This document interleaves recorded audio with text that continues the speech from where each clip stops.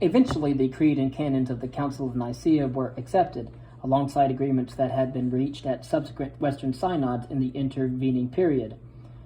This should have been a seminal moment for the Western Church and the Byzantine Church, the point where the muscle and brains of the Christian religion engaged properly, creating an institution that linked the Atlantic with the foothills of the Himalayas with two fully functioning arms, centered on Rome in Latin and Persia in Greek, the two great empires of late antiquity, working in accord with each other.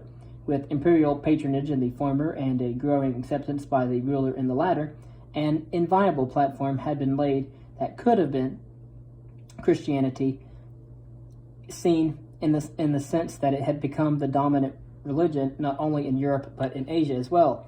But instead, bitter infighting broke out. Some bishops who felt undermined by the attempts to harmonize the church accused leading figures not only of not being properly educated, but of not even being properly ordained.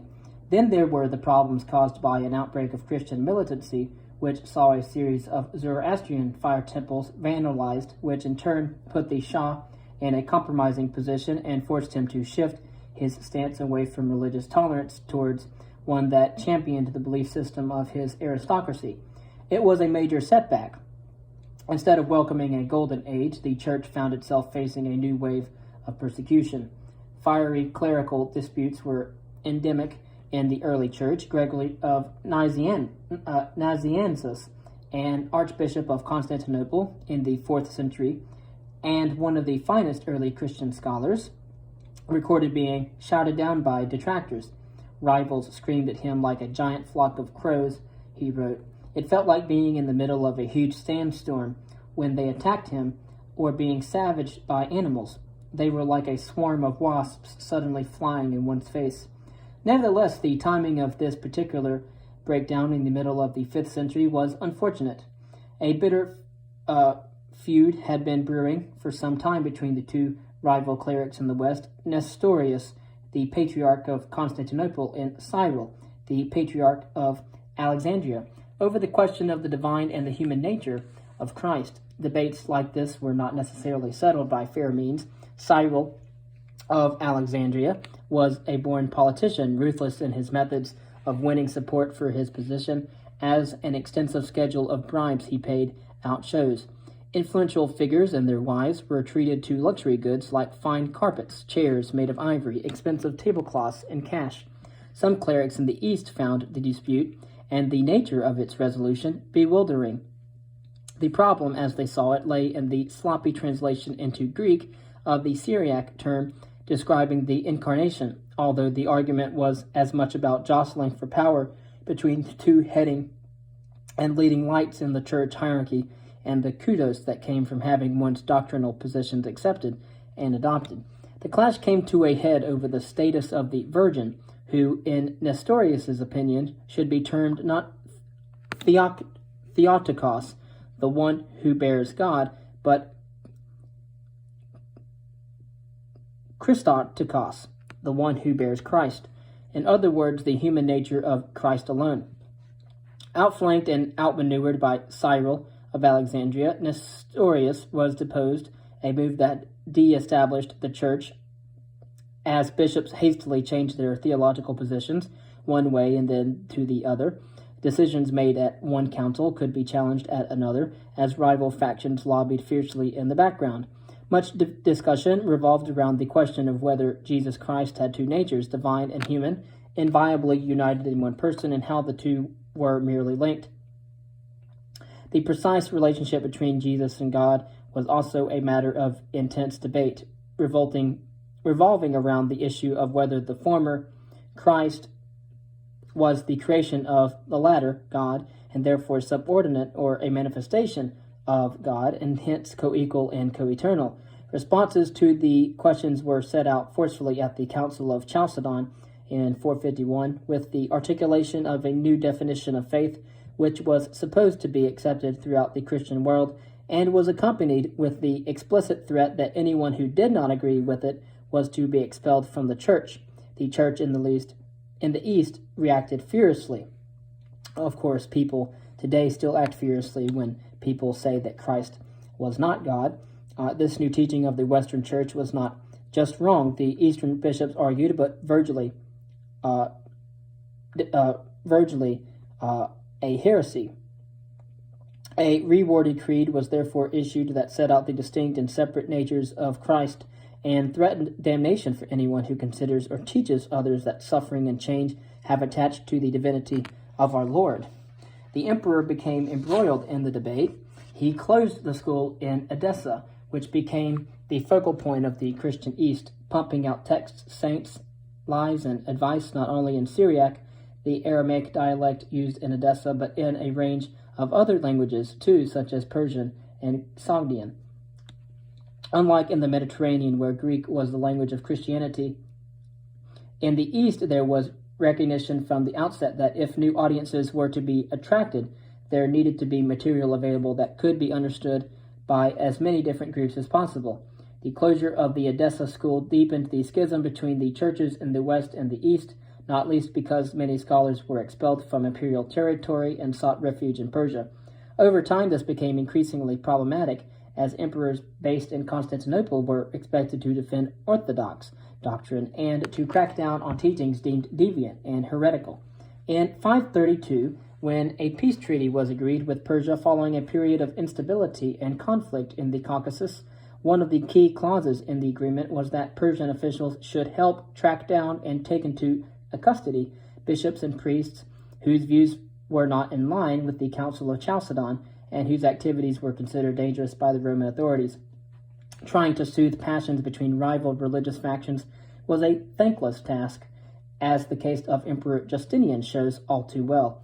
Justinian repeatedly tried to get opposing sides to reconcile their views, summoning a major ecumenical council in 553 in a bid to draw a line following a period of increasingly bitter recrimination, while also personally attending more low-key meetings of leading clerics to find a way toward a solution.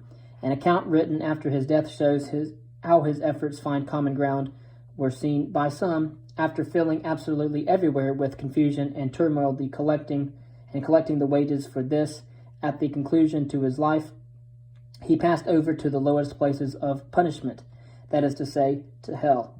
Other emperors took a different approach, and attempting to silence the cacophony and recriminations simply forbade discussion of the religious affairs. While the church in the West obsessed about rooting out variant views, the church in the East set about one of the most ambitious and far-reaching missionary programs of history, one that in terms of scale bears comparison with later evangelism in the Americas and Africa. Christianity expanded rapidly into new regions without the iron fist of political power behind it. A rash of martyrs deep in the southern part of the Arabian Peninsula shows how far the religion's tentacles were spreading, as does the fact that the king of Yemen became Christian. A Greek-speaking visitor to Sri Lanka in about 550 found a robust community of Christians overseen by clergy appointed from Persia. Christianity even reached the nomadic people of the steppes, much to the surprise of officials in Constantinople, who, when offered hostages as part of a peace agreement, found that some had the symbol of the cross tattooed in black on their foreheads.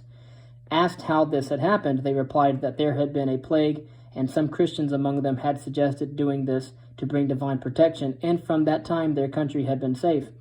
By the middle of the 6th century, where there were archbishoprics deep within Asia, cities included Basra, Mosul, and Tikrit had burgeoning Christian populations. The scale of evangelism was such that Koke, situated close to Ctesiphon, was served by no fewer than 5 dependent bishoprics. Cities like Merv and Kashgar, the oasis town that was the entry point to China, had archbishops long before Canterbury did. These were major Christian centers many centuries before the first missionaries reached Poland or Scandinavia. Samarkand and Bukhara in modern-day Uzbekistan were also home to thriving Christian communities 1,000 years before Christianity was brought to the Americas. Indeed, even in the Middle Ages, there were many more Christians in Asia than there were in Europe.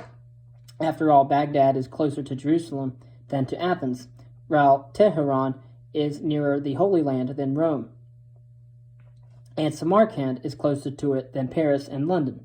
Christianity's success in the East has long been forgotten.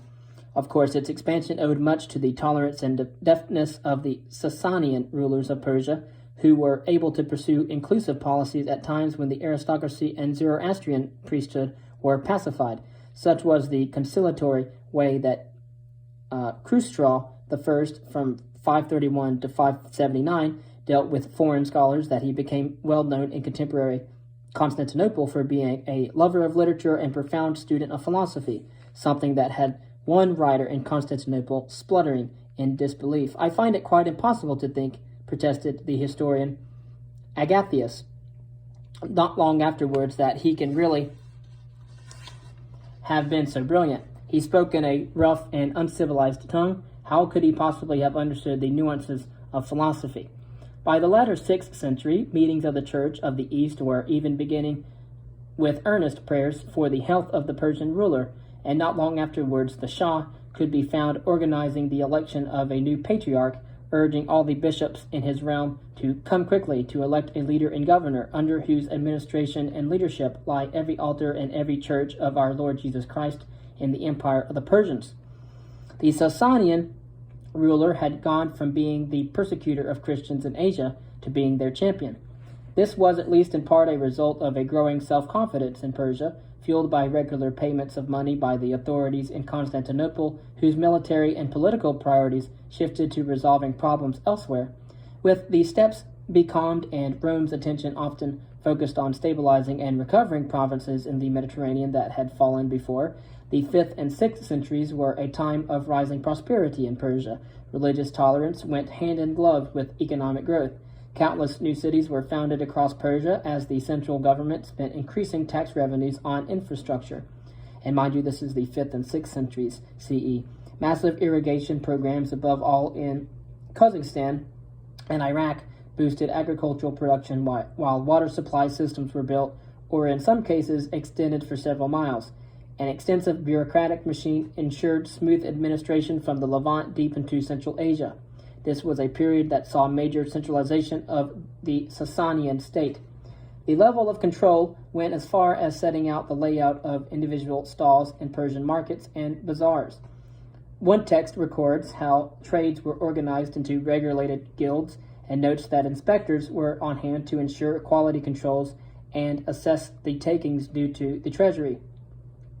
As wealth grew, so long-distance trade and luxury. High-valued items rose as well. Thousands of seals used to mark packages as approved for sale or for export survived, as does a considerable corpus of written material attesting to contracts being sealed and kept at registry offices in this period.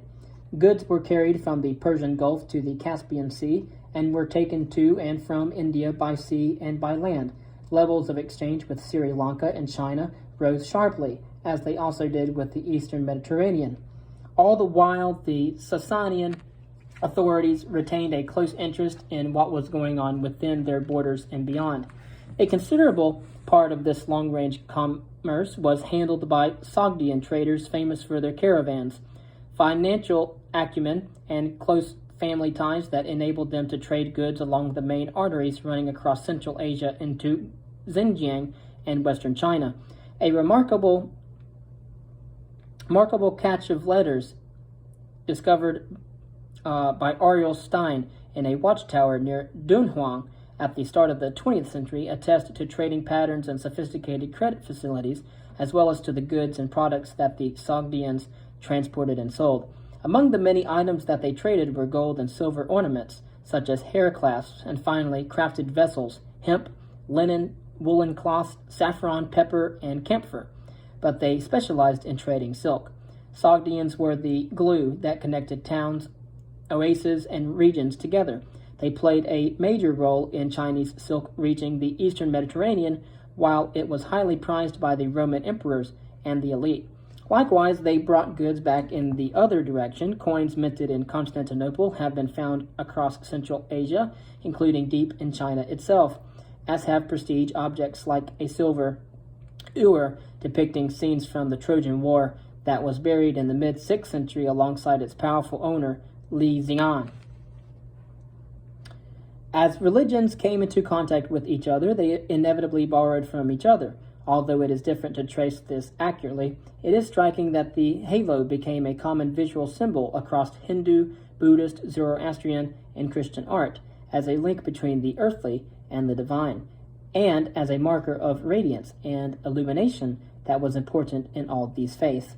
A magnificent monument at Taq-i-Bustan in modern-day Iran depicts one ruler on horseback surrounded by winged angels and with a ring of light around his head in a scene that would have been recognizable to followers of any of the great faiths of this region. Likewise, even poses like the Buddhist Vitarka Mudra, formed from the right thumb and index finger of the one hand touching, often with the other fingers outstretched, were adopted to illustrate connections with divine, favored particularly by Christian artists. Christianity flowed along trade routes, but its progress did not go unchallenged. The center of the world had always been noisy, a place where faiths, ideas, and religions borrowed from one another, but they also clashed. Competition for spiritual authority became increasingly intense. Such tensions had long marked the relationship between Christianity and Judaism, where religious leaders on both sides strove to draw lines between the two. In the case of the former, intermarriage was repeatedly legislated against, while the date of Easter was deliberately moved so not as to coincide with the feast of Passover. This was not far enough for some. John Chrysostom, Archbishop of Constantinople at the turn of the 4th century, urged that liturgy should be more exciting, complaining that it was difficult for Christians to compete with the theatricality of the synagogue, where drums, lyres, harps, and other musical instruments made for entertainment during worship, as did actors and dancers brought in to enliven proceedings. Senior Jewish figures, for their part, were no more enthusiastic about receiving new converts. "Do not have faith in a proselyte, declared one famous rabbi, Ahaya the Great, until 24 generations have passed, because the inherent evil is still within him. Converts are as irritating and difficult as scabs," noted Helbo, another influential rabbi. Jewish attitudes to Christianity hardened in Persia as a result of the inroads being made by the latter. This can be seen clearly from the Babylonian Talmud, the collection of texts centered on the rabbinic interpretation of Jewish law.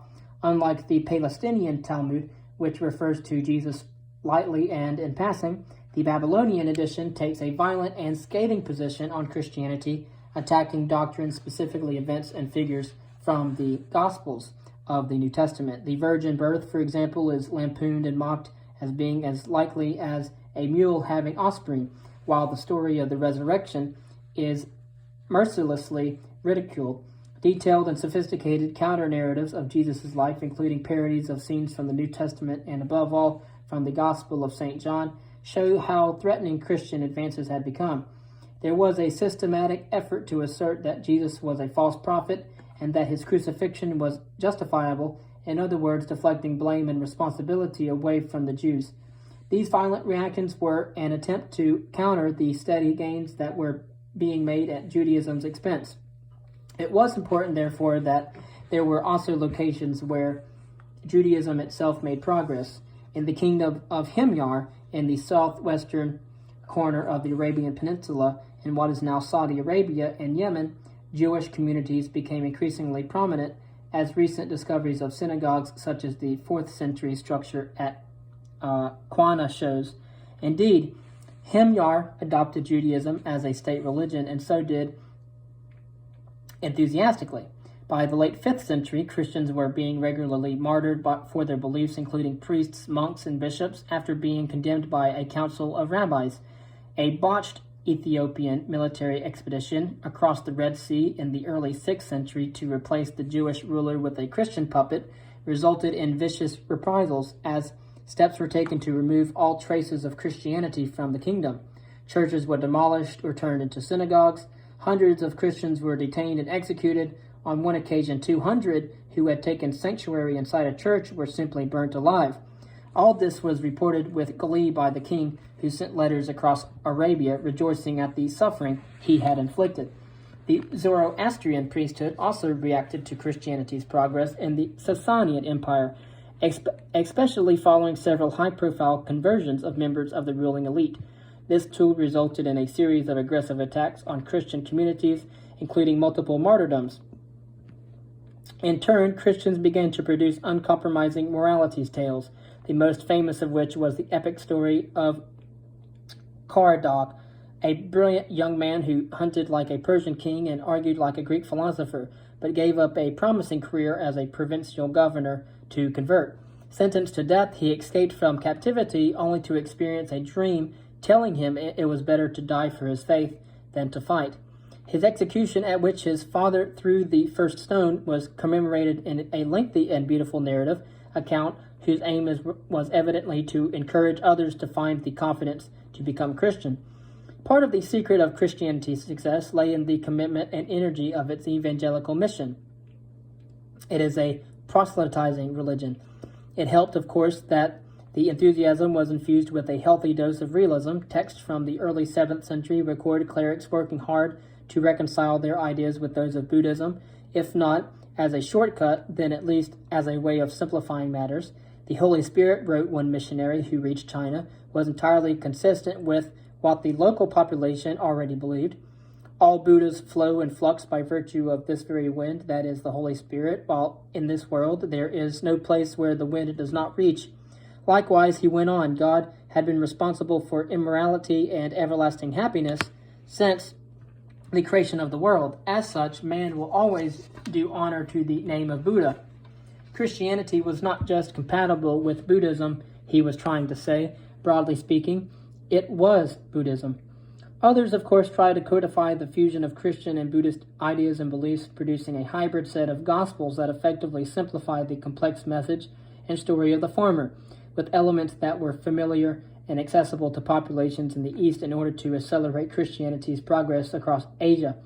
There was a theological logic to this dualistic approach, usually called Gnosticism, which argued that preaching or proclaiming in terms that had understandable cultural reference points and used accessible language was an obvious way to spread the message. Little wonder, then, that Christianity found support among a broad sweep of the population. These were ideas that were deliberately made to sound familiar and easy to grasp.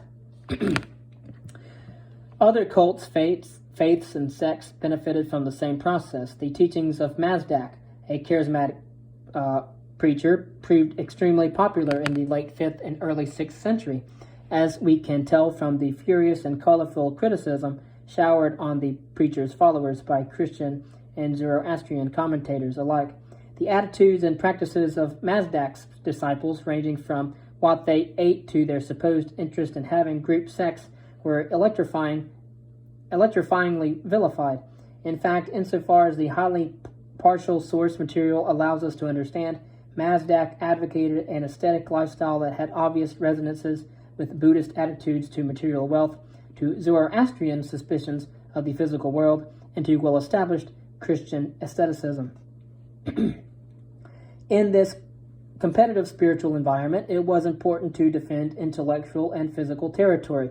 A Chinese traveler passing through Samarkand in the 6th century noted that the local population violently opposed the law of Buddha and chased away with burning fire any Buddhist who tried to take shelter.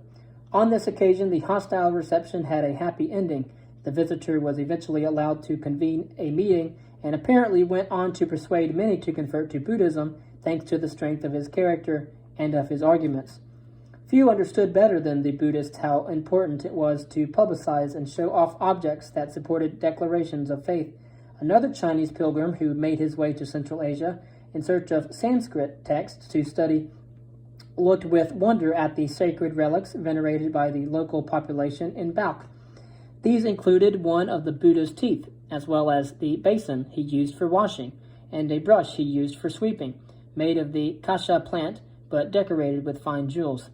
There were, however, more visible and more dramatic statements that were designed to win hearts and minds. Cave temples had become a well-established way of evoking and enforcing a spiritual message, lying along trade routes and eliding the ideas of sanctuary and the divine on the one hand, with commerce and travel on the other. The complex at Elephanta off the coast of Mumbai and the caves of Ellora in northern India provide spectacular examples. Filled with majestic and ornate carvings of deities, these were designed to showcase the moral and theological superiority of the religion, and in this case, the superiority of Hinduism. This had an obvious parallel with Bamiyan in modern Afghanistan.